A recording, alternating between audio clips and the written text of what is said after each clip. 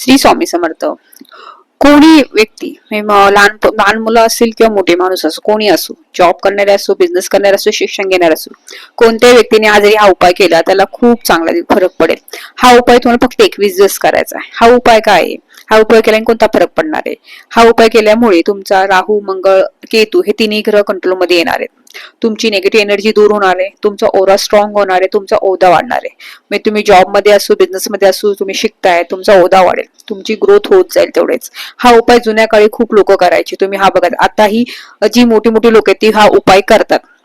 त्यामुळे हा उपाय तुम्ही नक्की करा. सोपा उपाय, काय खूप मोठा नाहीये. तुमच्याकडे ओरिजिनल केशर असेल तर केशर घ्या.